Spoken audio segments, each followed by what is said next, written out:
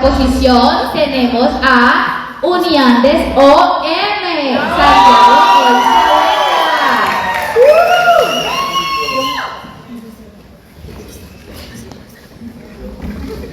Hola, ¿cómo están?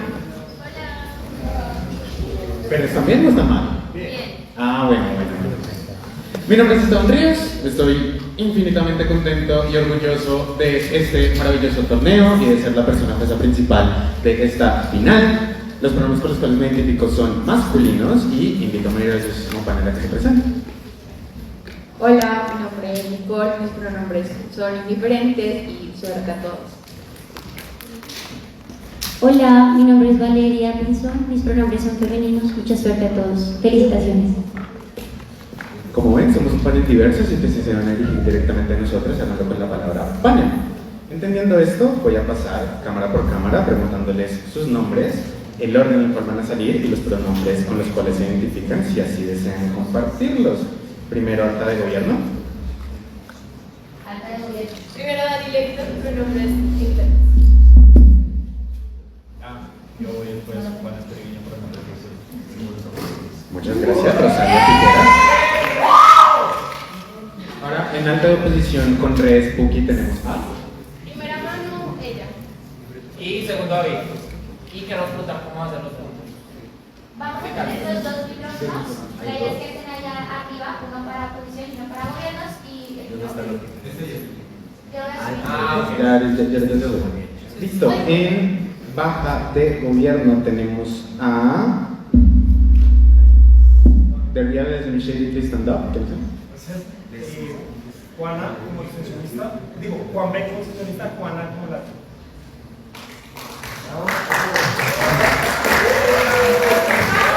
Listo. Y en baja de oposición Uniandes OM. Santrix tiene. Y se me lo digo pronombres femeninos. Listo, perfecto.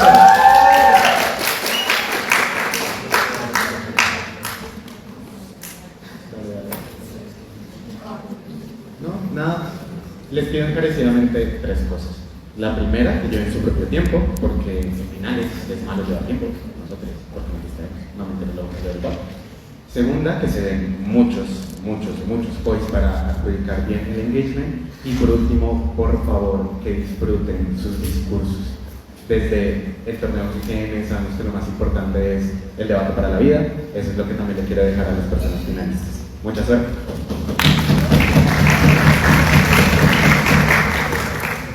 ¿Cómo están? Voy a hacer una pequeña prueba.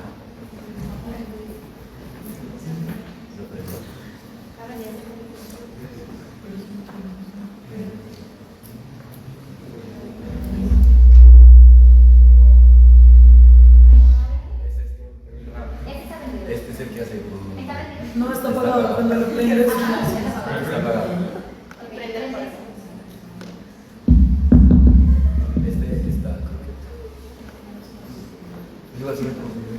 Sí, para los puntos. Entonces pensé que opina el gobierno. Nada, llamamos a Dani a que nos dé su discurso en alta de gobierno. 7 minutos.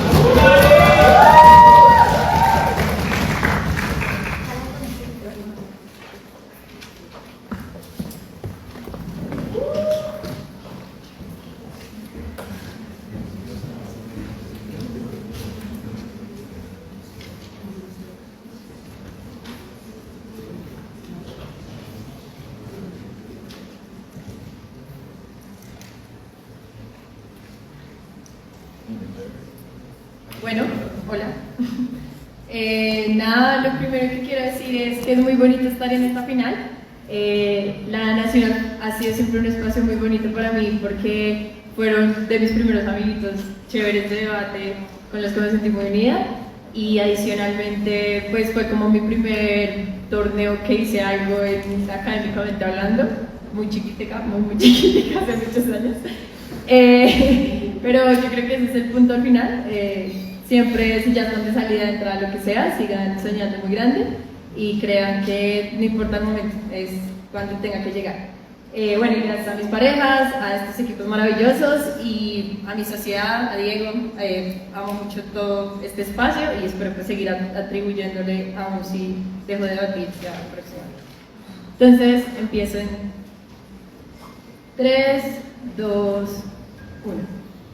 Panel, yo también amo las mariposas, pero me duele mucho que la realidad, que es compleja, que una realidad que existe en Latinoamérica no haya podido ser lo suficientemente denunciada en el momento en que debió de serlo. Me da mucha tristeza que muchas personas crean que se tienen que autocensurar respecto de sus luchas, porque precisamente creen que aún hay magia, aún hay cosas positivas, y si bien ese rescate es interesante, no es lo mejor para la identidad. ¿Qué vamos a hacer desde Alta de Gobierno y cómo vamos a ganar este debate? Dos cosas fundamentales. Uno, creo que hay unas piezas de encuadre muy significativas. Primero, respecto de cómo se ve esta influencia dentro de la identidad y por qué no es necesariamente lamentable la existencia de obviamente este tipo de literatura dentro de Latinoamérica. Pero segundo, más allá de eso, de verdad, los impactos generales que hizo esto respecto de los booms intelectuales y de cómo esto socavó la oportunidad igual de Latinoamérica de representar circunstancias complejas que eran necesarias. Voy a empezar entonces primero con la aclaración, ¿no? Nota que si estamos hablando de la influencia de la identidad latinoamericana, no estamos diciendo que necesariamente que no se hubiese producido este tipo de literatura, ¿no? Consideramos que es valioso que esta literatura hubiese existido o que hubiese autores, digamos, que tuvieran una expectativa de tener esto.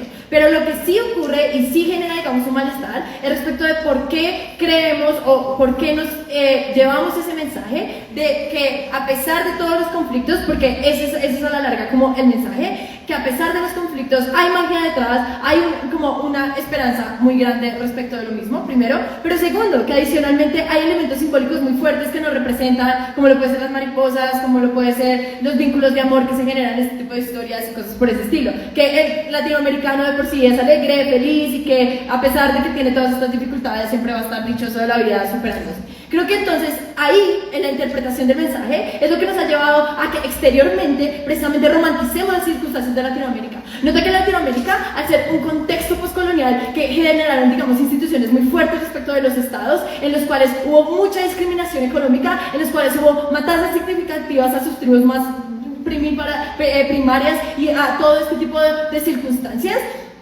lo único que generaron estos contextos es que realmente hubiese, digamos, un dolor muy fuerte en las naciones, primero, pero segundo, que los intelectuales creyeran que al atribuir o, digamos, al tener este mensaje de interpretación romantizada, los problemas no fuesen como se estaban dibujando. Es decir, se dio una simplicidad de lo que estaba ocurriendo en Latinoamérica. Se dijo que había unos buenos y había unos malos, que los comunistas eran los malos y que los buenos eran los estados liberales, que había, digamos, una romantización supremamente fuerte respecto de precisamente decir que el conflicto no era tan negativo, o que incluso si lo era, había una esperanza después del mañana, o que iban a haber más oportunidades de alianzas, etc. Lo que ocurre con esto es que realmente el dibujo que se da literal de Latinoamérica de los actores fue menos relevante, y aquí está el contrafáctico mucho más claro. Es mucho más probable que en los aspectos intelectuales de producción se hubiese aprovechado el boom latinoamericano expresando, por ejemplo, realismo puro, autores que escriben fuertemente, digamos, sobre temas que los hacen destacar respecto de cómo es la realidad, de verdad, de cómo el narcotráfico tiene unas instituciones diferenciadas, de cómo, por ejemplo, las luchas de clases se han dado en Latinoamérica, de cómo, por ejemplo, realmente tenemos estructuras impositivas que no nos han dejado crecer en muchos escenarios, pero que existen y que deberíamos intentar, digamos, mitigarlas. Ese mensaje detrás de que no, o sea, de que las cosas a pesar de todo están bien, hace que primero haya un autosabotaje de las personas de decir esto es suficiente, es decir, aunque mi país sí tenga conflictos, aunque mi país esté mal, yo no tengo por qué luchar por unas causas lo suficientemente fuertes. Pero segundo, externamente lo que hago es no ver una Latinoamérica que es realmente una Latinoamérica que necesita, digamos, desprenderse de ciertas cosas, desprenderse de ideas súper, digamos, imperialistas de Estados Unidos, desprenderse de ideas de muchos otros ejes, porque precisamente la romantización ha llevado a que yo sencillamente estructure entre bueno y malo y no haga, digamos, un análisis mucho más profundo de esas situaciones. Pero antes, a ver, baja y alta rápidamente. Dani, ¿consideras a 100 años de soledad una novela pacífica, la literatura bajo el grupo, una literatura apolítica o la... No las considero pacíficas, pero el mensaje detrás es que a pesar de no ser pacíficas y a pesar de que muestran la crudeza, al final sí hay unas cosas muy rescatables, sí hay unas cosas bastante bonitas que tenemos que destacar, y eso lo que simplifica es precisamente que ese conflicto no es lo que más debería importarnos y que hay unas necesidades exactas, sino que podemos superarlo, ¿no? El realismo mágico es una forma de contar historias. Hay finales tristes dentro del realismo mágico, no implica que todo sea esperanza, no implica que todo esté bien. Claro, hay finales tristes, pero la cosa es que cuando yo tengo que igual dar unas posiciones de realismo mágico, tengo que mostrar esto de manera, digamos, mucho más fantasiosa. Tengo que mostrar que esto no es una realidad lo suficientemente fuerte, y cuando las personas no conectan con las realidades lo suficientemente fuerte, es ahí cuando, digamos, se generan esas disonancias de hasta qué grado esto es realmente o tan grave o lo suficientemente importante para atenderlo. Y es ahí entonces donde tenemos esa oportunidad perdida de habernos lamentado, de habernos presentado al mundo como literalmente unos contextos mucho más crudos, que necesitaban atenciones mucho más holísticas, que necesitaban que se vieran personajes mucho más complejos, no necesariamente personajes que llegan y que tienen, digamos, como una oportunidad dentro del plano de superación, o que incluso si no se terminaban superando y tenían objetivos o finales tristes, era igual un cuento, era igual una realidad que no existe, es algo que a la larga no era lo suficientemente materializable. Entonces lo que terminaba haciendo es que sencillamente yo le dispusiera menos atención, menos prioridad. Nota que entonces Attenborough hagan este debate por dos razones fundamentales. Uno, porque creo que en la interpretación del mensaje tenemos oportunidad de cambio mucho más significativa. Nota que las personas se sienten más incluidas cuando sus realidades no son demostradas como algo que puede llegar a ser bonito, porque hay cosas que no pueden llegar a ser bonitas. Los abusos, las matanzas, las masacres no pueden ser relatadas de manera bonita a la larga, porque las víctimas de esto no sienten que esto sea lindo y que pueda ser, digamos, alguna retribución lo suficientemente fuerte. Pero segundo, no solo por las personas como se sienten respecto de esos mensajes que se están dando, sino de la percepción a la larga de lo que se debe hacer para cambiar esas realidades. Y es ahí entonces donde la iniciativa de hacerlo, de tener, por ejemplo, una literatura mucho más consciente respecto de las élites, denunciando más fuertemente, por ejemplo, la labor de las élites dentro de estas guerras, la labor de las élites dentro de estas masacres, o incluso nada más el posicionamiento del Estado masacrando estudiantes, etcétera, no se haya visto. Porque Latinoamérica tiene heridas que tienen que ser sanadas, pero la oportunidad de ser sanadas se perdió precisamente por creer que había una oportunidad de ser bonitos, orgullosa de defender.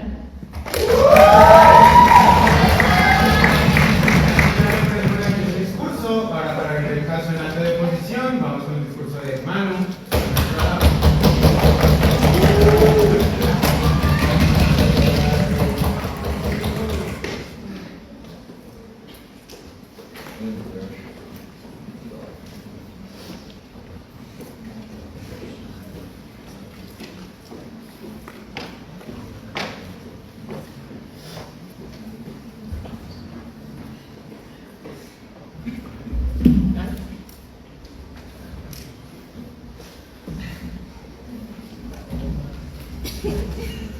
Ay, no. Sí, ahí sí. ¿Seguros? No. Sí. No, miren que no. Sí. Algunas cositas, gracias a las DUN, estoy enamorada de la Universidad Nacional.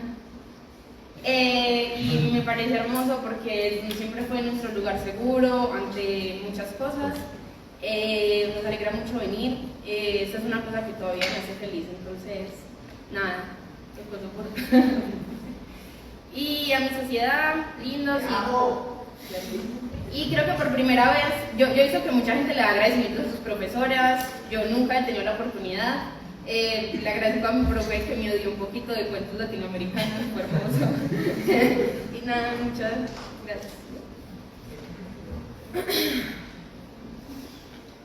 ¿Cómo funciona este realismo mágico y por qué es supremamente mentira que simplemente busca la esperanza y diluyó la posibilidad de hacer algún tipo de cambio? Creo que el realismo mágico busca mezclar estos sentimientos de ficción, pero busca contar procesos de realidad, que usualmente terminan siendo incluso crudos. Uno de los cuentos más famosos en esta época es cómo llega un gigante por el río y que no saben de dónde viene. Eso de que hablaba de la cantidad de cuerpos que tiraban a los ríos. Eso es lo que buscaba entender. Cómo los procesos de ficción nos permite hablar de cosas que son profundamente problemáticas sin que sea un proceso revictimizante, porque si a ti, un niño o una niña que perdió, por ejemplo, a su familia, le dicen y le muestran un documental donde hay un montón de personas en el río, pues claramente uno es poco accesible, no lo voy a querer ver porque es supremamente y profundamente doloroso, y dos, va a ser poco relevante a nivel internacional porque es una violencia más. Ya hemos visto cómo actúa la comunidad internacional entre los hechos más crudos de violencia, no les importa un culo, por lo tanto no hay sistemas de acción. Creo que por eso es tan importante el boom latinoamericano, porque lo que permitió fue romper con el paradigma que existía policía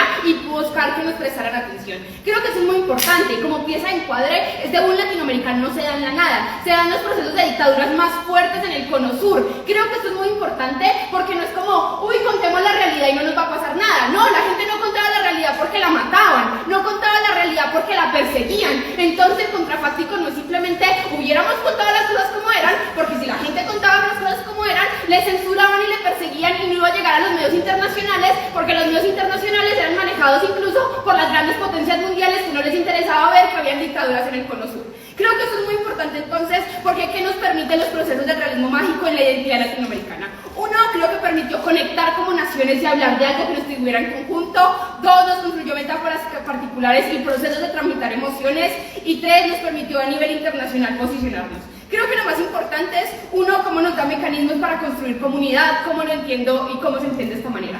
Creo que lo que pasa es que esos procesos de daño y de violencia en el cono sur y en Latinoamérica en general fueron procesos profundamente dañinos para el tejido social. Desplazó familias, rompió círculos de hogar, rompió a las mismas naciones y rompió incluso fronteras. Creo que lo que se hizo es que tuviéramos personas profundamente dañadas. Lo que les dice la alta del gobierno es, no, me hubiera gustado el realismo para llevar más a la acción. ¿Qué es precedente lógico para que la gente tome acciones? Que uno, tenga esperanza de que va a obtener algún cambio, pero dos, que tenga las herramientas para hacerlo. Yo solo tengo las herramientas cuando tengo una comunidad que colectivamente cree que puede hacer algo. Cuando ustedes creen que ya perdieron la materia, la cancelan, no la siguen luchando. ¿Por qué? Porque hay ceros procesos de esperanza. Cuando yo veo en el realismo que todo el cono sur está puesto en la mierda, pues yo no hago un culo porque pues primero, no sé, me exilio, no, pues me mato, porque ¿qué más puedo hacer? Creo que el proceso de realismo mágico le permitió a las comunidades encontrar metáforas en común que mostraran a los pueblos que no estaban solos, que le dijeran a los pueblos que no solo allí desaparecían personas, sino que en la Patagonia también sucedía, y así es que conectaban las historias, y así es que construíamos metáforas en común. ¿Qué permiten las metáforas en común? Uno, un tejido social que estaba totalmente diluido. El tejido de lo social le pertenece uno porque los estados no estaban cumpliendo con sus funciones. Las personas estaban abandonadas, estaban en situaciones de vulnerabilidad. La comunidad y la construcción de comunidad que permitió esas historias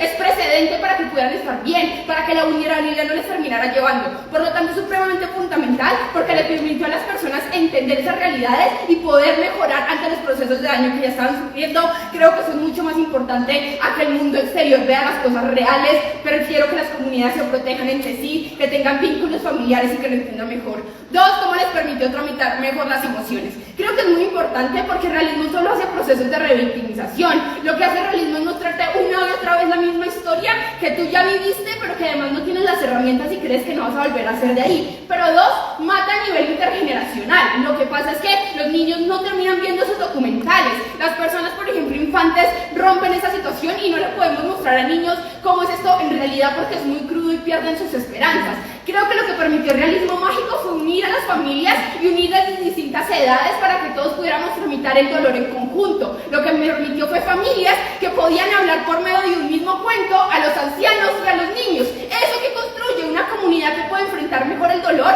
que no se siente sola. Esto es extremadamente urgente en una sociedad que estaba rota, en una sociedad que creía que no podía salir de ahí y que le habían desplazado a sus familiares. ¿Cómo es la única situación de que tú vuelves a construir comunidad? Piensen, esta gente desconfiaba de todo el mundo. Su vecino podía ser un tombo, su vecino podía ser parte, por ejemplo, de la CIA, de lo que sea. Creo que esos procesos de desconfianza solo se construyen cuando tenemos imaginarios y narrativas que nos pueden construir como que puedo confiar en otro, como que comparto tu dolor, como que lo puedo entender. Creo que el realismo mágico puede que no le haya salvado la vida a todo el mundo, pero creo que permitió procesos de conexión para tramitar las emociones. Un proceso también de reconocimiento. Piensen que muchas personas creían que la violencia era simplemente normal, que estaba y que aceptaba de muchas maneras. Creo que lo que permitió el realismo mágico fue darle a las personas una forma de entender esas problemáticas y de reconocer los procesos de duelos y los temas abordados. Creo que entonces en una sociedad que reconoce mejor los dolores que vivió, que los tramita mejor en comunidad, pero que tiene mucha más esperanza para poder hacer cambios, que cree que realmente puede salir de las dictaduras, que cree que puede construir una democracia, que cree que más que la democracia puede construir procesos comunitarios y colectivos. Creo que por eso son importantes esos procesos antes de pasar a lo internacional. Creo que en el momento en el que retiramos la capacidad de las víctimas de sentirse revictimizados, quitamos su capacidad para no se las estamos quitando. Esas personas siguen siendo victimizadas. Hay muchos procesos sociales que les reconocen como víctimas. Es más, las sobrevictimizan. Hay un montón de de papeles que te conocen y que te dicen todo el tiempo que eres una víctima. Eso les permite a las personas no poder salir de ese rol y no vivir sus vidas más allá de ser unas víctimas. Eso es problemático porque no les da redes para que puedan progresar o redes de apoyo para que puedan surtir su vida de otras maneras. Creo que es fundamental porque el realismo igual se les reconoce como víctimas, igual les está diciendo que vivieron procesos de dolor. Pero como se ve a imagen internacional, creo que es muy poco probable que por medio del realismo hubieran prestado atención. Uno, porque hay un montón de problemas en el mundo y hay un montón de guerras que a la gente a nivel internacional no le importa. Creo que eso es muy problemático porque además no nos tomaban en serio. Al Cono Sur hacíamos simplemente pura literatura de ficción, pero no escribíamos nada que fuera relevante para el mundo. Creo que aunque hubiéramos escrito nuestras realidades, nunca nadie las hubiera leído.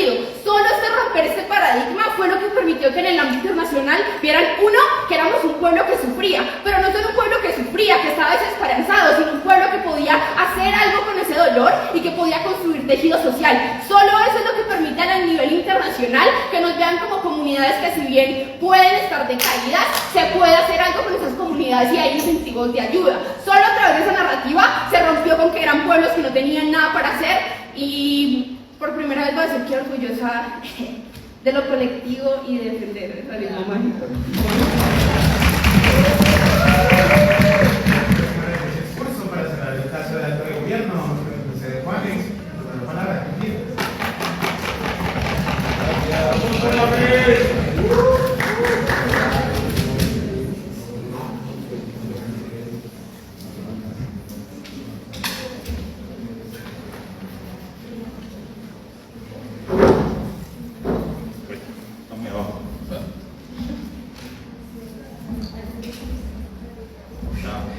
¿Alguien sabe cómo funciona esto?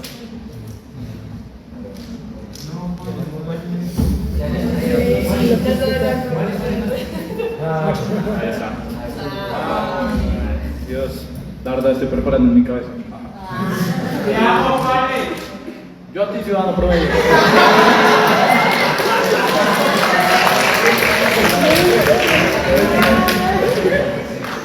Chiste reciclando papaya. Bueno, primero que todo, gracias a Lale por ser una persona tan increíble. Creo que es un sueño estar más que todo aquí con ella. Una gran amiga, una gran persona. Pocos como ella se encuentran, entonces es muy feliz de estar aquí con ella. Muy orgulloso. Otra vez a Diego Duarte, se lo dedico de nuevo porque es la persona que me ha enseñado todo, una persona que le ha metido muchísimo esfuerzo a la sociedad y que en verdad espero retribuirle todo lo que ha hecho por mí. Y a la sociedad de debate de la Universidad de Rosario. Los quiero a todos, son amigos y más que todo familia. Los quiero mucho. Ahora, pues mi tiempo. Empiezo mi discurso en 3, 2, 1, ya. Sí, el realismo mágico exponía la realidad. Sí, puede tener finales tristes. Sí, puede hablar del conflicto armado. El problema no es ese, a pesar de que la obra en sí misma como objeto expone ese tipo de cosas, lo que nosotros estamos discutiendo en Alta de Gobierno es a dónde se dirigió la atención a final de cuentas. Que los procesos estéticos del realismo mágico fueron los que se llevaron la atención. La forma en cómo describías cómo caminaba el gigante es la razón por la cual se estudian las academias y luego precisamente cómo la gente terminaba muriendo en la mayoría de estos espacios. Eso es lo que estamos defendiendo. Dos cosas en este debate. Primero les voy a explicar en términos de encuadre por qué esto en verdad terminó afectando la capacidad de exponer realidades muchísimo más crudas. En segundo lugar, voy a explicarles a qué actores probablemente impactaba más que todo esta moción. Primero en términos de encuadre, porque hay que hablar en qué momento surgió como esta influencia del realismo mágico y creo que aparece a partir de los 60, ¿no? Con el boom latinoamericano donde se exponía como la mayoría de estas obras como altamente famosas y donde toda la atención se dirigió a estos lados.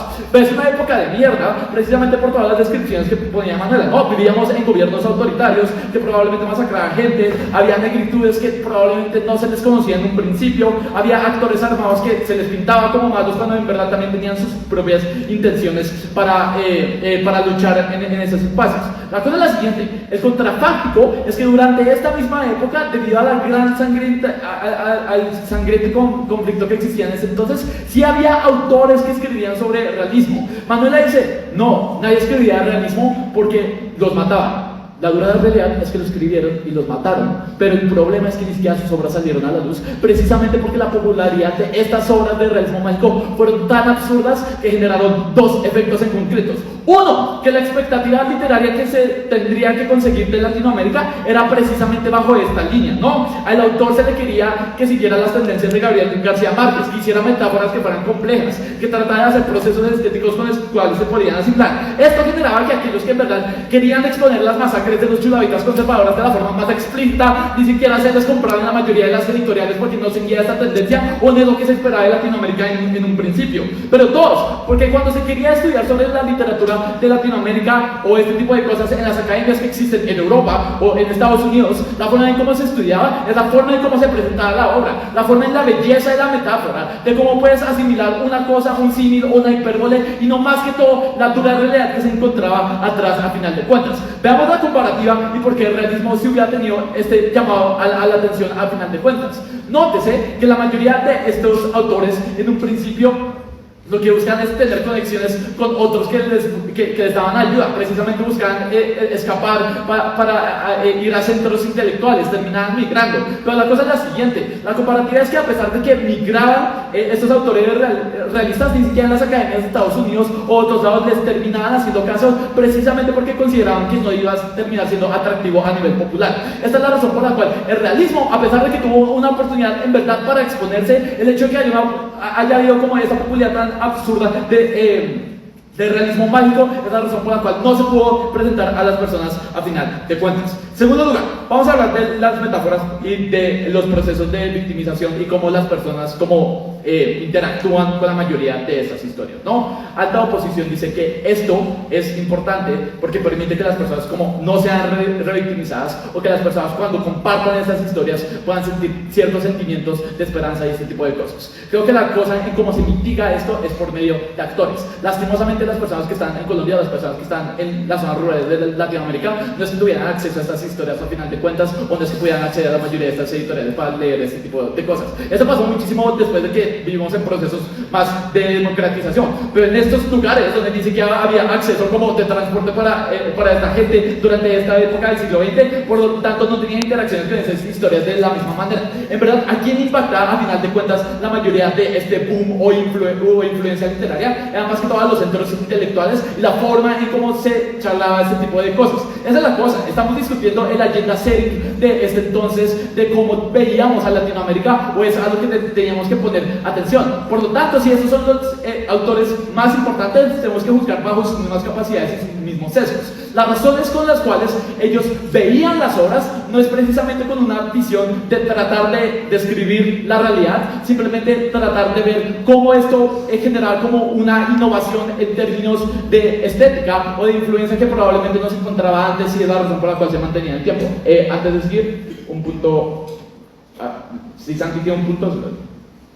El problema es que muchas veces este género literario no funcionaba en las grandes élites, pero sí funcionaba en esa persona, en el cauta que necesitaba explicar por qué eso iba a haber desaparecido. Por Dios, lo acabo de decir, en este entonces no había acceso a este tipo de cosas. Ahora sí está democratizado y lo conocemos a final de cuentas. Y nótense que lo que era más necesario es en este entonces que sí se conociera la realidad cruda que existía en estos espacios. Esa es la completa diferencia. Pero segundo, la cosa es la siguiente, y es un término de tendencias y es una superación a largo plazo. Nótese lo siguiente, esto cambió los incentivos de incluso las academias nacionales colombianas o latinoamericanas de empezar a crear contenido literario o crear contenido artístico. Precisamente significa que ahora cosas como por ejemplo recursos o por ejemplo que te aprobaban una tesis sobre este tipo de cosas tenían que ir con medio de esta influencia para que te lo terminaran comprando, precisamente porque era la forma en cómo se vendía. Esto hacía daño en términos de incentivo, que las personas que tenían como los recursos intelectuales para literal vender o buscar hacer un impacto diferente incluso a nivel interno no podían terminar haciéndolo precisamente porque tenían precisiones de las mismas academias de la capital donde vivían para hacer esto de manera diferente. El criterio de su apreciación es demasiado simple.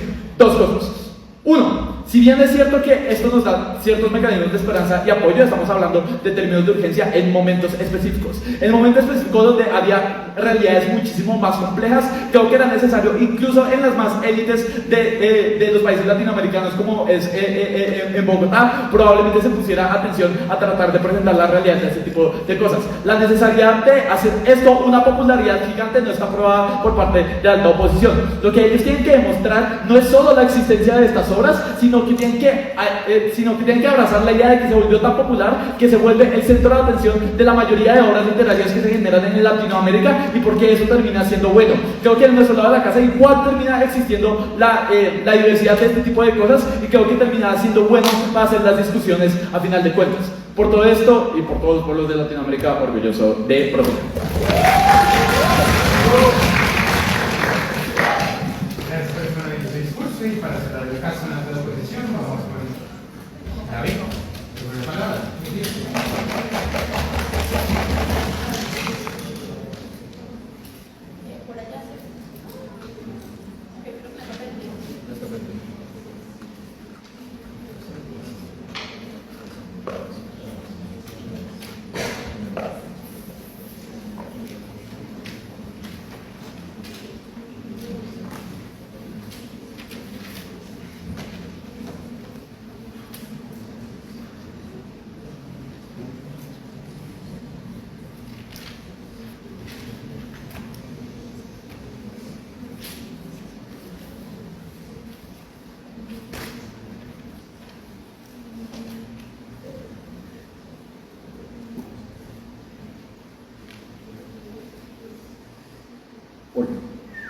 ¿Me escucha?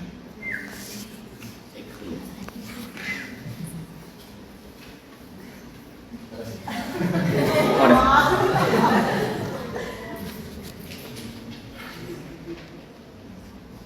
Tres puntos de refutación a la única refutación grande que nos hizo alta la contraparte, y es la literatura no llega a estos lugares, por lo tanto no construye en comunidad. Tres capas acá. Uno de los grandes procesos de este tipo de violencias dentro de estos países es el desplazamiento a los centros poblados, que son las ciudades, donde probablemente se tengan acceso a las bibliotecas públicas de estos lugares y a cómo se llega a la información de estos lugares, es lo que me decía Juan. Segunda capa de refutación hacia esto. Miren, la forma en la que se ve esto y la forma en la que defendemos la generalización y la gran influencia sobre esto es porque para que llegara a los centros poblados no necesariamente esta influencia llegaba solo en formas de libro. El realismo mágico no es solo una forma de contar literatura, sino que es un género artístico en general. Piensen por ejemplo en las canciones de Silvio Rodríguez como Ojalá, que son realismo mágico, y así es como llegan a los centros poblados, así es como llegan a las comunidades. Piensen en los programas de radio que se pasaban dentro de esos lugares, y las personas que tenían acceso a la radio de esos lugares ahora escuchaban realismo mágico y no podían no leer el cuento de Gabriel García Márquez, pero sí leían estas otras obras. Y tercero, inclusive aunque no llegaran a esos centros poblados, creo que era mucho más fácil que las personas de la capital pudieran empatizar con este tipo de actores o con este tipo de historias, porque ojo, hay una versión gigante a las cosas que son gráficas y al dolor gráfico en las historias, porque nos hace sentir profundamente mal. Por eso ustedes no leen todas las noticias y las descripciones gráficas de lo que pasa en Gaza en este momento, porque los hace sentir profundamente mal y profundamente tristes. Lo que pasa con estas historias es que ayuda a procesar a las personas, inclusive solamente de estos centros poblados y de estas élites, a poder conectar mucho más, porque ahora no es un pueblo en el Putumayo, sino es un pueblo X en Macondo, donde toda Colombia se puede identificar, o donde todo país del pueblo latinoamericano se puede identificar, y ahí plasmarse. Esto es particularmente importante porque si es cierto la refutación de Trivi sobre que solo llegaba a estos centros, las personas con poder, con real capacidad de agencia para cambiar el gobierno, estaban en estos centros de élite. Yo necesito que estas personas empaticen con las cosas para poder impulsar los cambios sociales que tanto quiere Trivi. Yo lo entiendo porque particularmente el realismo impulsa a las personas al cambio social. El realismo lo que hace es aleja a las personas del cambio social, aleja a las personas de las causas por la versión tan profunda del dolor que promueven las descripciones gráficas, por ejemplo, de masacres. Yo no quiero leer estas cosas porque afecta mi vida diaria, afecta cómo pienso, afecta en lo que sueño, afecta en lo que dentro de mi trabajo termino teniendo. Esto hace que particularmente haya una versión hacia el dolor, haya una versión hacia el realismo. Yo no entiendo cuál es la conclusión de alta la contraparte, más allá de que el realismo exista. Vamos con el segundo punto. Miren, dos puntos de extensión al discurso de Manu. Uno, cómo de manera posterior nos ayuda muchísimo más a conectar con estas otras realidades que que podrían ser pasadas y a generar mecanismos de no repetición de conflictos extremadamente violentos. Yo es más fácil que me identifique en este presente con el realismo mágico porque yo no entiendo particularmente por qué en el Putumayo había 3 grupos armados y cuáles eran todas sus razones, pero no tengo el tiempo para entender todo eso. Yo no tengo las ganas y la capacidad mental y de estrés para ponerme a leer reportes realistas sobre lo que sucedía en el Putumayo en cierto lugar, en cierta historia del mundo. Es mucho más fácil que yo a través del realismo mágico uno puede entender de manera general la historia, o sea, no la especifico en un pueblo particular, lo que me ayuda es entender contextos generales de esta historia y a generar mecanismos de concientización para la población para que no se repitan estas mismas condiciones que llevaron a los puntos de violencia. Lo hago a través del realismo mágico porque permite digerir más fácilmente la información hacia las personas y más en el contexto actual. El impacto de esto es tengo personas en la actualidad que están muchísimo más informadas sobre las condiciones en las que vivían estas otras personas. Eso me lleva a que si en este momento vuelven a suceder estos tipos de actos, tener más conciencia de que están mal y me lleva a mí a generar acciones de no repetición sobre estos mismos actos. Pero 2, en primer lugar lo leo, en primer lugar me entero de lo que sucedía, la realidad de toda la contraparte, porque ya se fue el contrafáctico de alta, la contraparte baja lo tiene que seguir, es la versión gigante que las personas tienen hacia el dolor y hacia este tipo de historias particularmente complejas, lo que hace es que particularmente no accedan a la información en sí misma. Creo que por eso es mucho peor. Pero 2, miren, creo que las redes de comunidad que Manu ya les había explicado es extremadamente importante porque no es solamente cómo afronto menos el dolor, el tejido social es importante porque me ayuda a encontrar herramientas diversificadas para afrontar el dolor. Ya no soy solo yo, Pepito Pérez, enfrentándome a las masacres que suceden en mi pueblo, sino a través de la comunidad y a través de Macondo, por ejemplo, me puedo identificar con las masacres que han sucedido en otros pueblos y me dan puntos en común de charla y de empatización con las otras personas que también son víctimas. ¿Cuál es el impacto y cuál es la conclusión de esto? Puedo entender cómo las otras personas mecanizan y procesan el dolor. Esto me da a mí más herramientas para entender de qué otras maneras podría procesar mi propio dolor. Y esto es en sí mismo bueno porque disminuye el sufrimiento de las personas, pero especialmente de las víctimas, que son los actores más vulnerables de este debate, los que más genuinamente han sufrido, son los que tenemos una responsabilidad moral mayor, porque el Estado literalmente los ha abandonado y literalmente los ha no solo abandonado, sino violentado de manera sistemática. El punto con esto particular es, tengo menos dolor porque tengo un tejido social, pero además de tener menos dolor porque lo puedo hablar, tengo más herramientas para afrontar ese dolor de una mejor manera. El segundo impacto de Manu es en términos de la visión internacional. Miren, cuando yo muestro solo realismo, cuando yo muestro que todo está mal en mi país, bueno, ya les hice esa gran caracterización explicándoles por qué la comunidad internacional tiende a ignorar la violencia explícita, pero la forma en la que realmente sucede e importa el impacto internacional más allá de van a hacer algo o no, es que hay una narrativa de que el pueblo latinoamericano no está netamente perdido, de que probablemente hay una esperanza para este pueblo latinoamericano. Los impactos de estos son muchos, pero los principales son, por ejemplo, en inversión extranjera dentro de estos países. Yo lo que hago cuando necesariamente no creo que el país está solamente sumido en la violencia, está perdido, sino que probablemente hay arte particular que se está creando sobre esto y crea una narrativa de que necesariamente no solamente se está muriendo la gente ya, es cuando entiendo cómo las empresas sienten más seguridad para llegar dentro de estos países y generar empresa dentro de los mismos. Así sucede el desarrollo económico dentro de Latinoamérica, dentro de estas dictaduras, cuando caen y tengan la posibilidad de generar, pero antes algo. De nuevo, a la comparativa, el papel pedagógico del realismo mágico, bien, pero que haya formado la influencia tan grande en términos de identidad macro, creo que es lo que estamos lamentando. La identidad macro que formó el realismo mágico son las comunidades y el tejido social que permitió formar, no necesariamente sin que el realismo mágico fuera parte fundamental de la identidad. Esos temas ni siquiera se habían podido hablar por la gran persecución que ahí iba. Pero es más, yo no entiendo en tu caso para qué sirve el realismo. ¿Qué sirve el realismo en la identidad en Latinoamérica? No me promueve cambio social porque era muy difícil y los mataban como tú mismo dijiste, pero 2, tampoco me promueve la construcción de comunidad. No entiendo acerca del realismo de alta la contraparte. Miren, 3 puntos importantes acá y por qué ganamos este debate. 1, ¿por qué particularmente el realismo es el único movimiento que permitió a Latinoamérica dentro de los años de las dictaduras generar comunidades internas y proveer a las personas de mecanismos para afrontar el dolor que no son, 1, revictimizantes, pero que 2, le daban la posibilidad de saber que había algo más que solamente matar y que solamente que me mataran, pero 2, cómo esto me construyó mecanismos intergeneracionales entre las personas, acercó más a las familias a cómo procesaban su dolor y ayudó a que las personas de su misma familia en particular pudieran afrontar mejor el dolor, no solo como personas individuales, sino de manera conjunta. Muchísimas gracias. Fabián García, te amo, estoy dispuesto para ti. Discurso y para empezar el debate en las bajas, con un discurso de extensión de Juan Entonces la palabra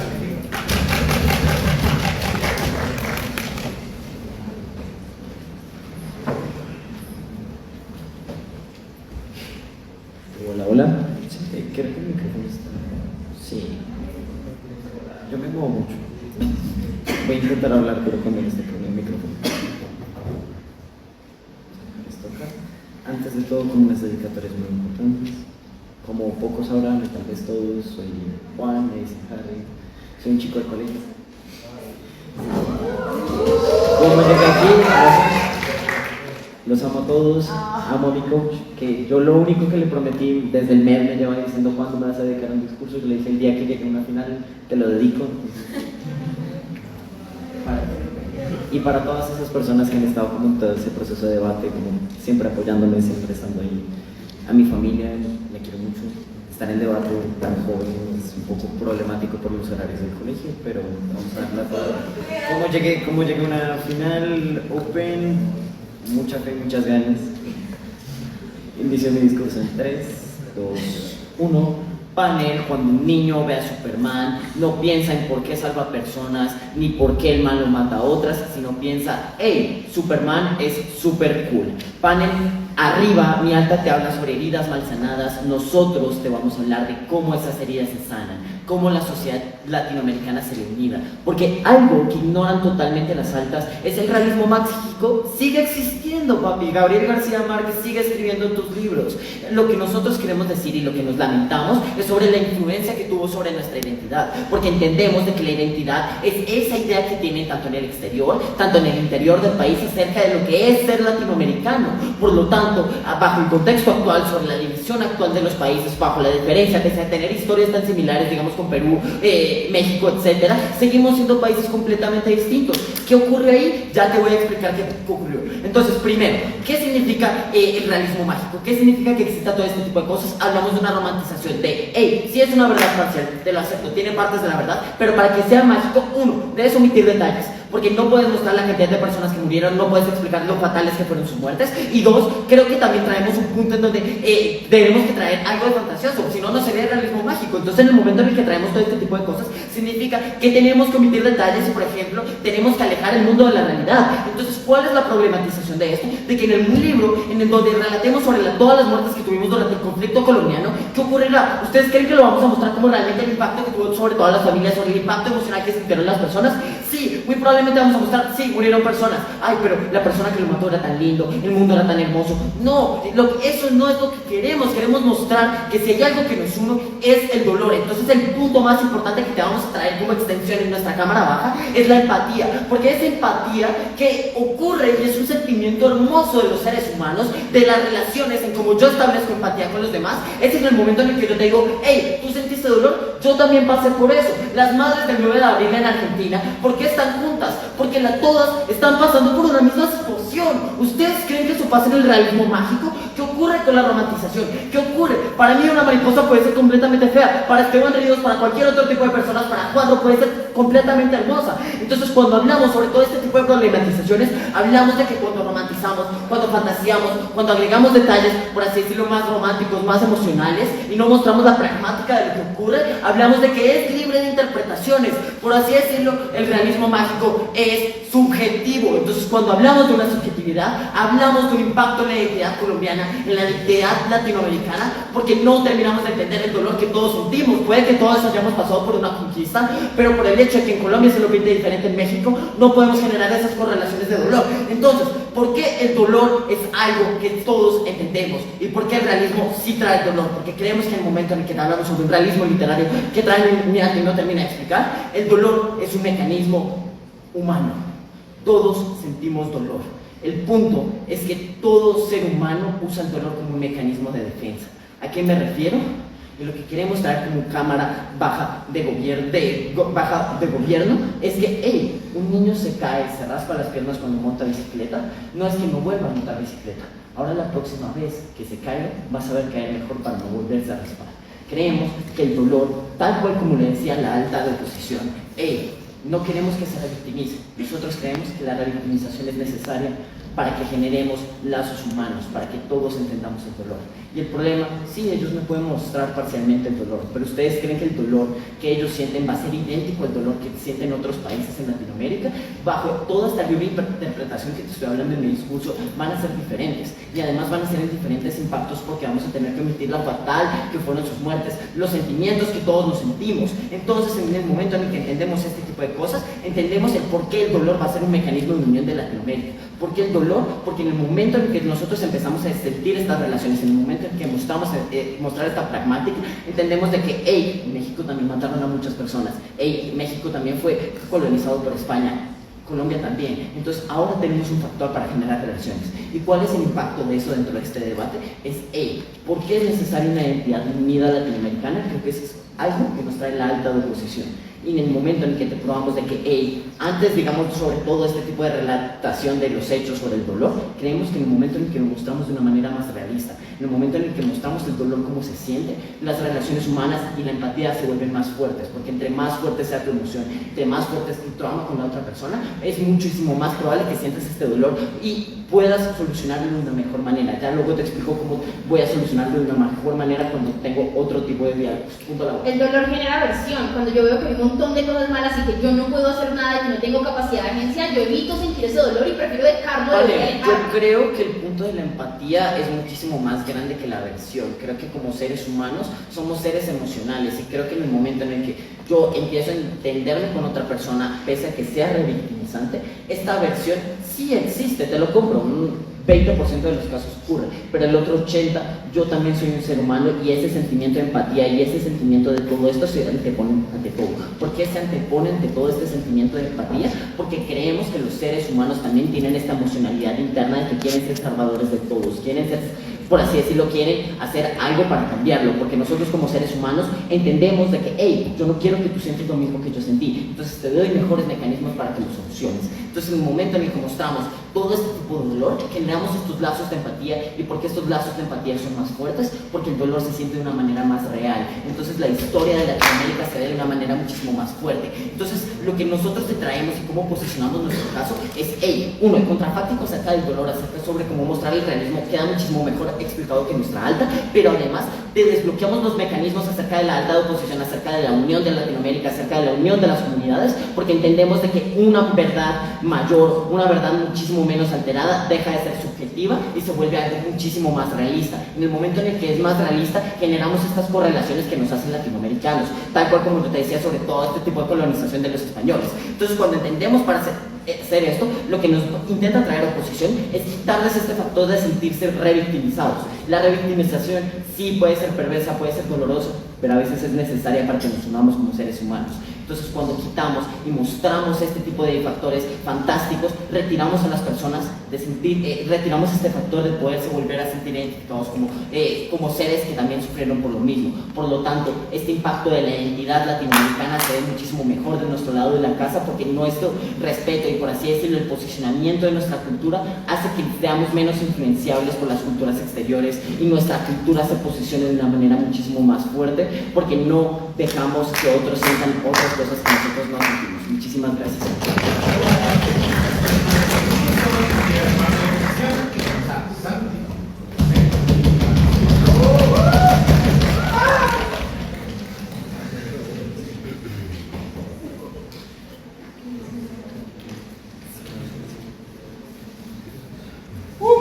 Vale, no me digan hoy, como yo, ya no te puedo ver, pero no lo digo. Yo quiero hacer 3 dedicaciones muy especiales. La primera es a Isabela, porque llevamos un montón haciendo estudios muy chévere. La segunda es a SDU, como todo, incluido a Daniel, porque es muy chévere que nos han acompañado. Y la tercera, yo sé que he jodido mucho este torneo porque soy homosexual, pero aún sigo escuchando historias de personas que les es muy difícil aceptar su sexualidad, porque el grupo de amigos, incluso en la sociedad de debate, les tiran chistes, les tiran molestias y demás.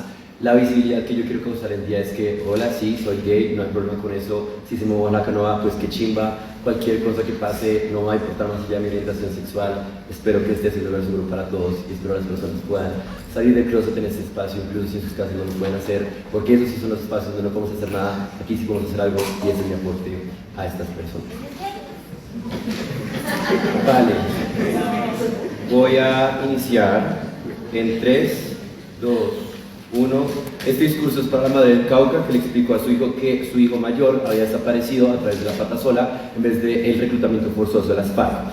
Este discurso va para la niña de Buenos Aires en la dictadura que creía fielmente que el gobierno ahorraba luz cuando la pagaba en vez de estar secuestrando jóvenes para matarlos. Este discurso es para la lucha estudiantil en México, que después de la masacre del Alconoso utilizó las figuras literarias de Juan Rulfo para motivar la lucha y seguir en pie.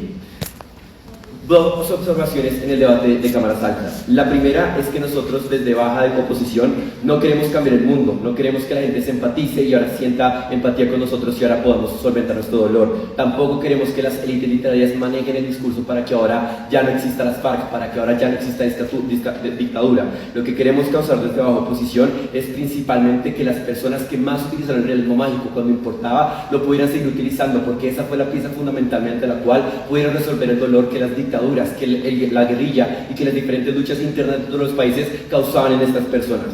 La segunda observación que quiero hacer es sobre el contrafáctico en el mundo del gobierno, porque las élites de la literatura son simétricas, incluso en el mundo del gobierno, donde el realismo hubiera sido lo más puro y duro en la materialidad, la élite literaria hubiera seguido hablando sobre las figuras que utilizaron, sobre qué calidad literaria tenía la obra, y no realmente sobre si la existencia de las FARC era mala para Colombia o no. Eso lo que implica es que todas las explicaciones muy sofisticadas de Juan Esteban sobre cómo la élite literaria literalmente reeleccionó el discurso del romanticismo hacia el realismo mágico es simétrico en este debate. Hubiera pasado exactamente lo mismo con el realismo puro y duro de Zuloaga Casa. Y lo segundo es que creo que el realismo puro y duro no hace nada, o sea, es decir, el gobierno hubiera seguido matando gente, la dictadura hubiera seguido pasando. Eso lo que implica es que la capacidad de solvencia de ambos gobiernos para solventar los problemas más importantes de este debate a través del contrafáctico es nula. Vamos entonces con la extensión de baja oposición. Lo que queremos explicarles es que el realismo mágico fue una pieza fundamental para que las víctimas de los diferentes procesos de victimización en los contextos latinoamericanos pudieran encontrar procesos mediante los cuales literalmente pudieran sentir que había certidumbre, que había reparación y demás. Como este caso se diferencia del caso de alta oposición. Alta oposición basa su caso en una creación de comunidad y de tejido social. Noten que eso crea suposiciones lógicas sobre cómo se dan esas lógicas de tejido social, cómo se crean las comunidades y cuándo, qué tan fuertes son, depende de la historia de alguien más. Mi extensión lo que hace explicar por qué la persona de manera individual creaba los procesos mediante los cuales se reparaba a sí misma, creaba las historias mediante las cuales esta persona podía sentir certidumbre, porque es ahí donde tenemos completa certeza de que esta víctima sí utiliza el realismo mágico para poder, lidiar con sus problemas. Antes de eso, pieza de cuál es el realismo mágico. Vamos a ver si la opción de creación literaria sirve para algo. Lo primero es que Juan Esteban dice que el realismo mágico nació con Gabriel García Márquez.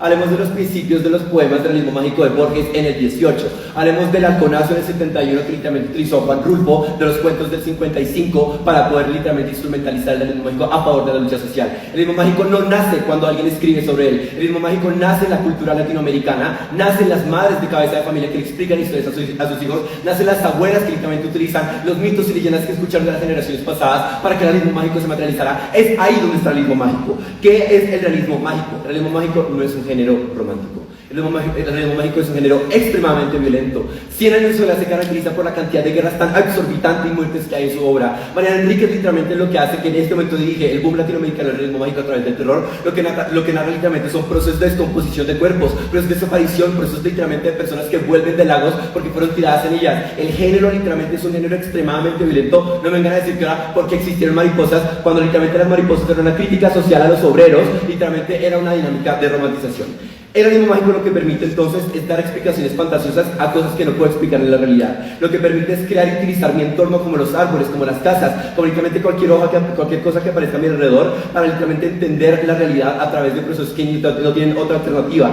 Lo que me permite es desdoblar mi realidad para crear mi historia y contar mi historia a través de una manera en que no me duela tanto, a través de una manera en que literalmente las figuras literarias permitan dosificar mi dolor. Yo en ese cuento ya no soy la víctima, yo soy el héroe. Eso es lo que me permite el realismo mágico, porque en el cuento yo tengo poderes, eso es lo que permite. Porque esto es radicalmente importante. Lo primero es porque permitía cerrar dudas de incertidumbre extremadamente grandes. Cuando tus hijos desaparecían, cuando tus hijos eran secuestrados, cuando eran reclutados forzosamente sin aviso, cuando las personas morían en la guerra y no tenías explicaciones porque el Estado no te decía nada, el realismo mágico fue lo que le permitió a las mamás y a los hijos contarse historias para ver cuál era el futuro de esos hijos y darles cierre a esos procesos de duelo que las personas tenían. El realismo mágico permitía reducir el dolor porque yo podía doblar mi realidad y adjudicarle buscarle finales diferentes a la manera en que había sucedido mi historia, adjudicarme a mi personaje en esa historia, digamos, caracterizaciones mágicas para entender por qué esa persona en esa historia no estaba sufriendo. Permitía nombrar y reconocer mi realidad, porque ahora sí podía acercarme a mi historia a través de la victimización de mis propias necesidades, y ahí me podía reconocer en el otro. El realismo mágico entonces había resultado como una pieza fundamental para los procesos de entendimiento y elaboración de los problemas.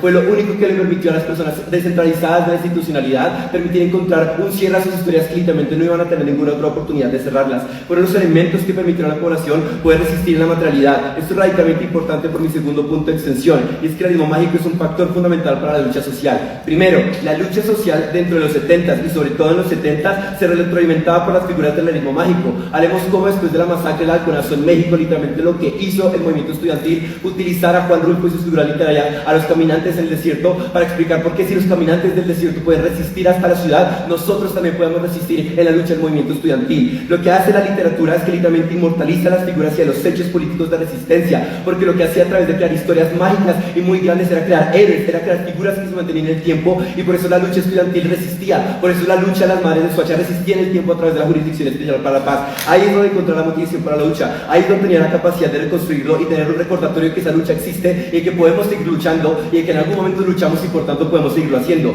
Esos autores eran extremadamente políticos, era a través de las historias donde introducían las críticas sociales para dar plataforma a las luchas sociales en principio. Eran estas piezas literarias que funcionaban como un precedente lógico para que en principio las personas se motivaran a luchar, para que literalmente pudieran resistir la frustración de que todo salía como una puta mierda. Vamos entonces con los puntos de ponderación de esta extensión. Lo primero es que mis mecanismos para subsanar el dolor de las personas es extremadamente más solvente y certero en este debate, porque no depende de la colectivización, no depende de la empatía de cualquier otra persona, no depende de alguien que no sufrió mi dolor, depende de mi propia historia, depende de lo que yo quiero hacer con mi realismo mágico, depende de cómo yo entiendo mi realidad y mi proceso de victimización, y eso me permite entonces que no solo es más solvente para explicarlo y dar certeza, sino que literalmente es mucho más relevante porque responde a necesidades prioritarias que tienen estas personas. Solo ya saben qué quieren contar, solo ya saben cómo quieren contarlo, yo les doy la oportunidad que lo cuenten de manera importante. Y el segundo punto de ponderación es que nosotros sí hemos explicado, uno, cómo funciona el realismo mágico y cómo fue instrumentalizado por las luchas sociales para adelantarlas. Solo somos en baja oposición quien explica por qué el realismo mágico le dio reparación a las víctimas y por qué le dio motor al movimiento social,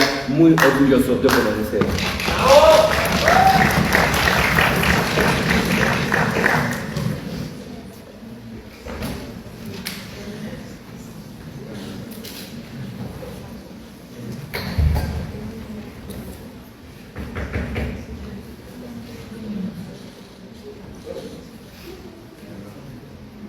Gracias por exponer el discurso, Santi. Ahora, para cerrar el caso con el gobierno, nos ponemos en la figura de Juan A. La primera palabra.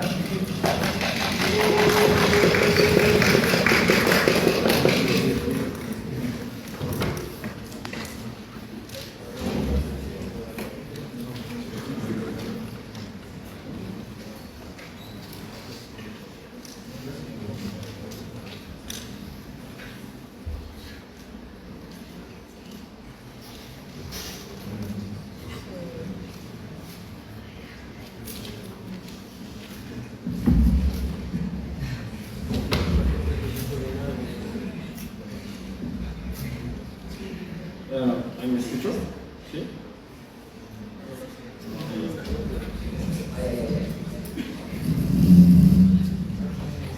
¿Y ahí me escucho mejor? ¿Sí? ¿Sí? Va. A ver, love you, el chico del americano, love you. Solo quiero decir que may I have your attention please? May I have your attention please? Will the real Slim Shady please stand up? I repeat, will the real Slim Shady please stand up? We're gonna have a problem. Dicho eso, voy a empezar en 3, 2,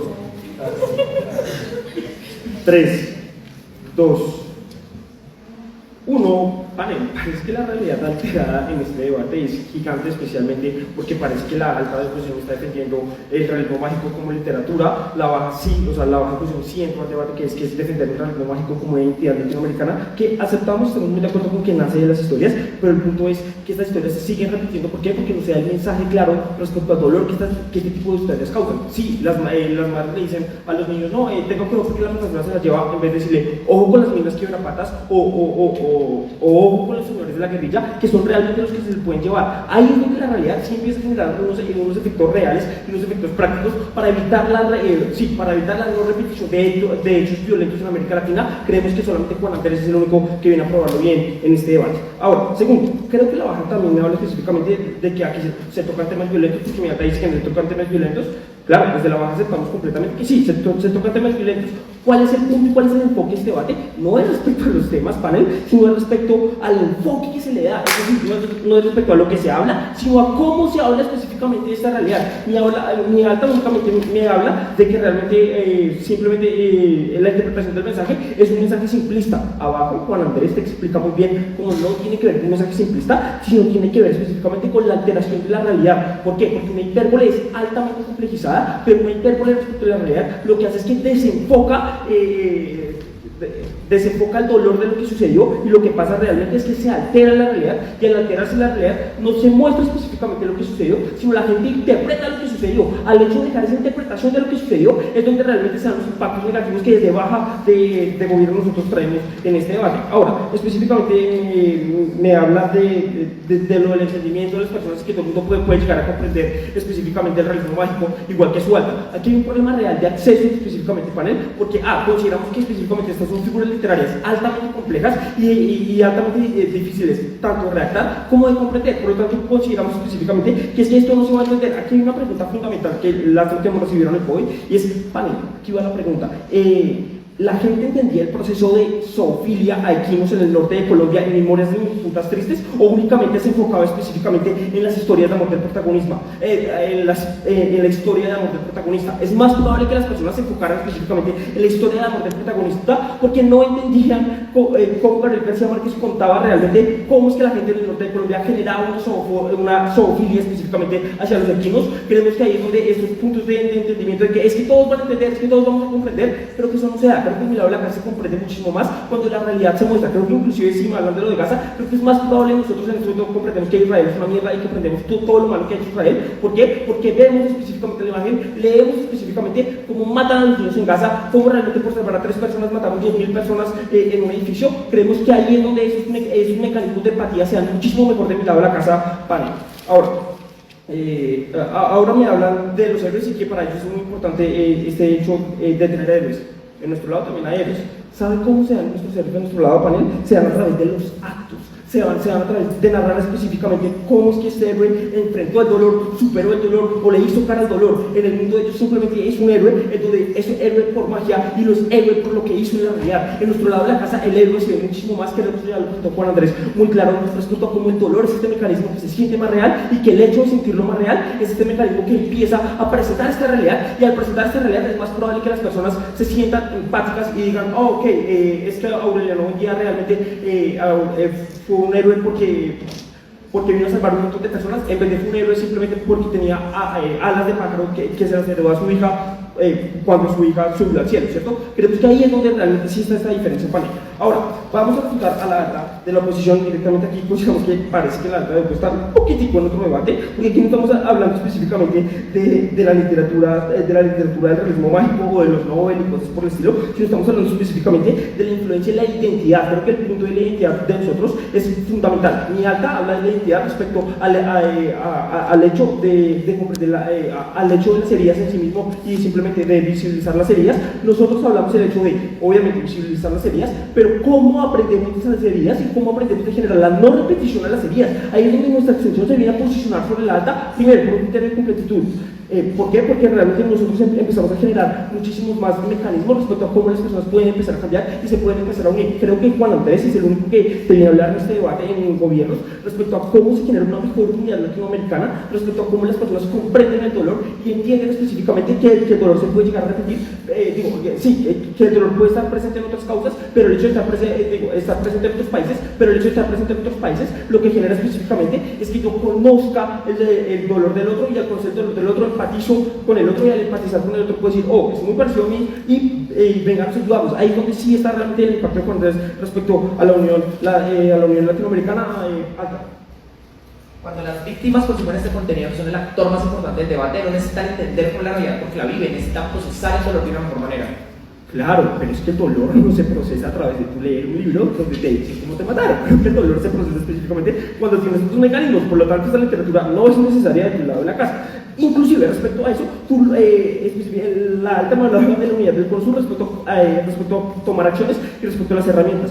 Padre, ¿cómo se toman mejor las acciones? ¿Con un mecanismo de información? O, sí, con un mecanismo de criterio de información, o realmente simplemente porque la gente asume e interpreta que un hecho que sucedió. Creo que en mi lado de la casa es muchísimo más probable tomar acciones cuando tengo un criterio de completitud respecto a la información. Creo que Harry ya hace algo que demuestra este gran mecanismo que nosotros tenemos respecto al dolor. Creo que el dolor es un mecanismo humano, creo que el dolor es un mecanismo de defensa. Creo que este dolor en mi lado de la casa no se disfraza. Creo que mi alta habla poco de esto. Creo que en mi lado de la casa lo que pasa es que el dolor no se altera, el dolor no se da como una hipérbole en la que le quita el enfoque a lo sucedido, sino que se le pega un enfoque a lo sucedido. Y porque es importante darle un enfoque a lo sucedido, uno, por una interpretación real a las víctimas, por mostrarle a las víctimas, mira, esta es tu realidad, no para disfrazar la realidad de las víctimas así de forma mágica y decir, es que ustedes son mariposas, sino decir, vea, es que estos fueron los muertos en realidad.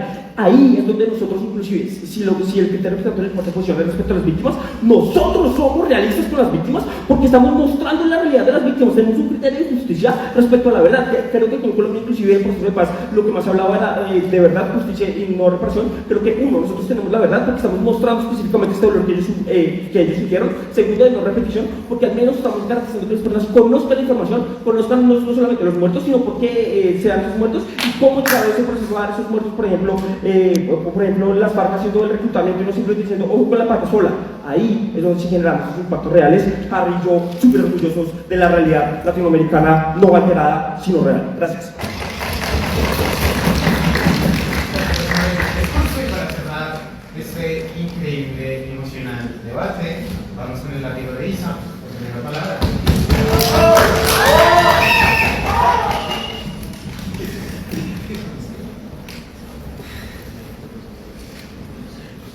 Yo grito mucho, no sé usar micrófonos, entonces si esto, bueno, X. Evidentemente, como todos los discursos que he tenido en 2 años de carrera para Santiago, él lee mucho más que yo, entonces, gracias Santiago. Aprendí mucho en este prepe. Y ya también gracias a mi sociedad, creo que hasta hace como 2 semanas conocí a muchos de mis novatos, pero me han hecho profundamente orgullosa.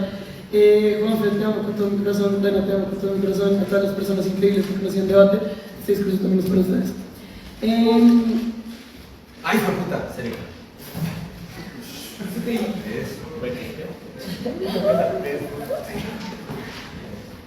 Muy bien.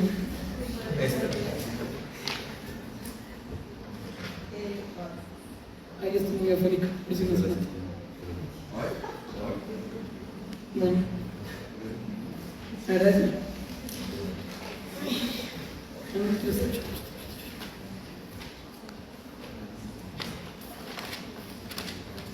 Ya.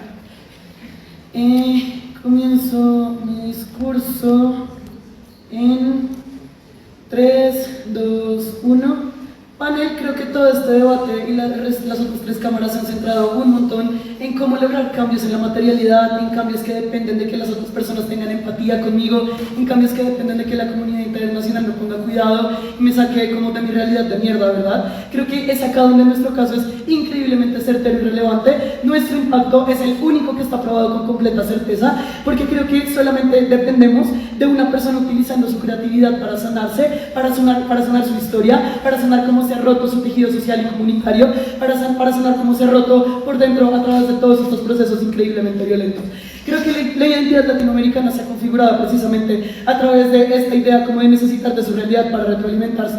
Creo que solamente cuando dependo de mí misma a escritores, escritoras que puedan representar mi realidad de una forma en la que yo pueda como proyectarme, entenderme y verme desde otro ángulo, es aquí donde verdaderamente genera un cambio. A mí no me interesa cambiar el mundo, porque razonablemente en ningún lado de la casa vamos a cambiar el mundo. Creo que en ambas partes sigue habiendo guerra, sigue habiendo crisis, sigue habiendo etcétera, pero creo que aquí lo importante es que las personas sientan que han tenido como unos procesos de sanación y como de protección relevantes después de pasar por estos procesos, ¿verdad? Creo que es aquí donde me importa y creo que es aquí donde nuestro caso es como increíblemente importante.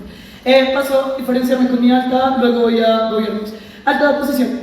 Primero, creo que tengo dos ponderaciones en particular. Uno, de necesidad lógica, y segundo, de certeza, que ya se las venía adelantando.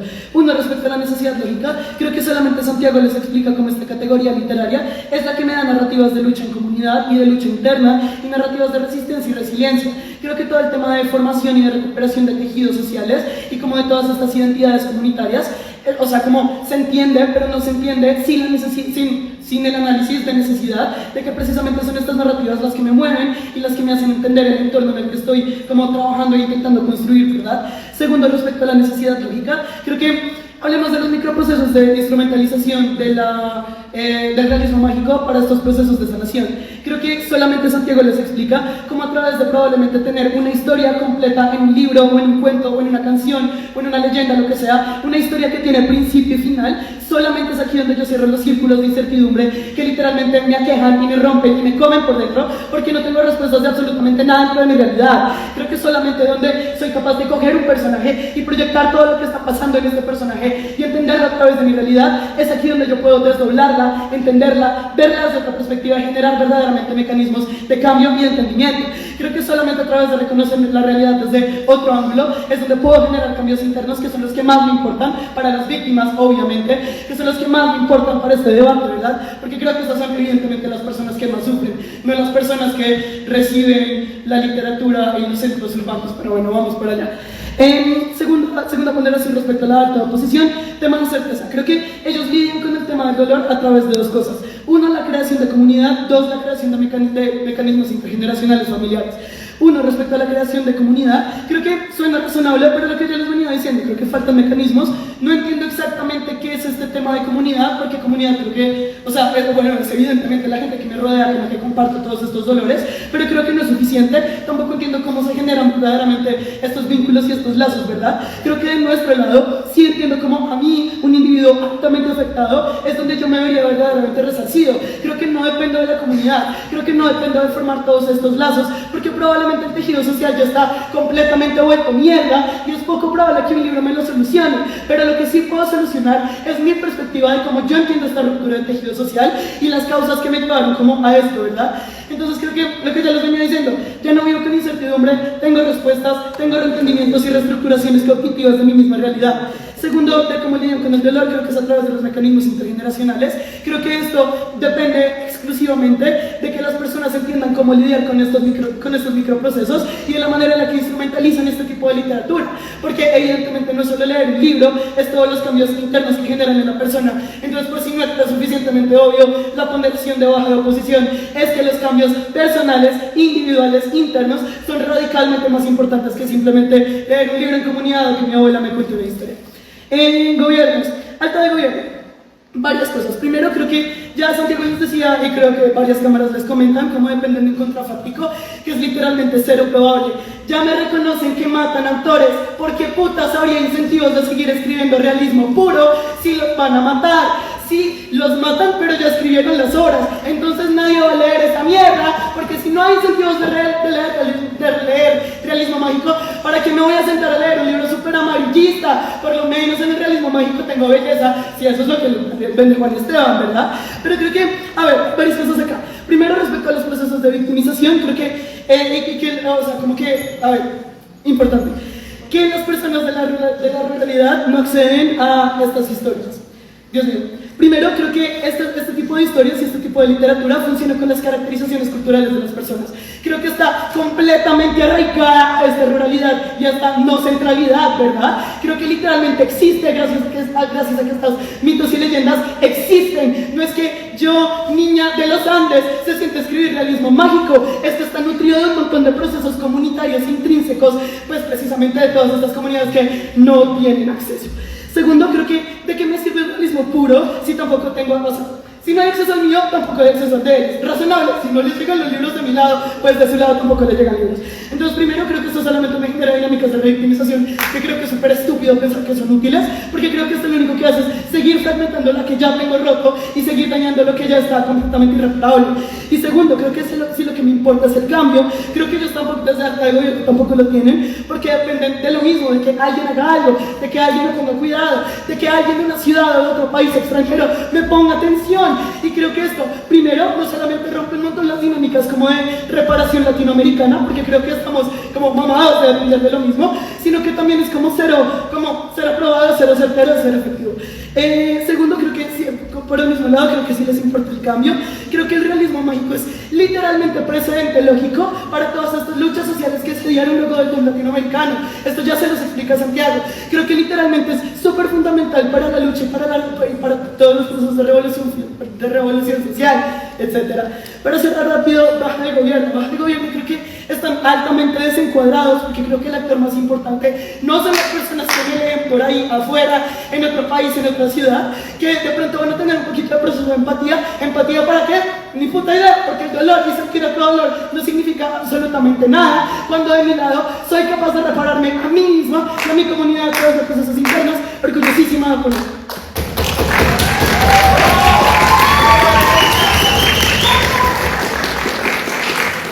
Gracias por ese maravilloso discurso y gracias